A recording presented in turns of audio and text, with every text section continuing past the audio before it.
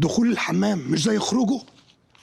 على فكره انا عندي نوت بوك كاتب فيها كل الامثله ملهاش معنى، منها ده كنتش مصدق فيه. دخول الحمام مش زي خروجه مثل مشهور جدا وبنستخدمه، ولكن احنا مش عارفين القصه بتاعته وامتى بنقوله اصلا. فخلينا نعرف بقى بدايه المثل ده وايه القصه بتاعته. في البدايه كده المثل ده احنا بنستخدمه لما بيكون في شخص داخل في حاجه معينه وما ينفعش يرجع في رايه فيها، يعني لازم يكمل للاخر. ما دام دخلت الموضوع ده او الحاجه دي لازم تكمل للنتائج بتاعتها للاخر، فما ينفعش ترجع في كلامك. خلينا نعرف بقى بدايه القصه بتاعت المثل ده وامتى بدا. المثل ده بيرجع لاحد الاشخاص اللي افتتح حمام تركيا، وقال ان الحمام ده الدخول له مجاني، يعني مش تدفع اي فلوس. فطبعا كان في اقبال كبير من الناس على الحمام ودخلوا الحمام ومفيش اي مشكله. بعد كده الناس وهي خارجه من الحمام صاحب الحمام ما رضيش يديهم الهدوم بتاعتهم، فسالوا واستغربوا ليه انت مش عايز ترجع لنا الهدوم بتاعتنا؟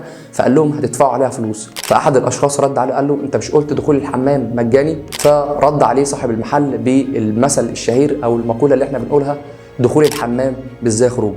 بكده نكون وصلنا لنهايه الفيديو بتاع النهارده. فيديو كان سريع جدا، اتمنى ما اكونش طولت عليكم. لو عندك اي مثل عايز تعرف القصه بتاعته والبدايه بتاعته بدا ازاي، اكتبوا لنا تحت في الكومنتات وان شاء الله هتلاقيه في الفيديو الجاي. سلام.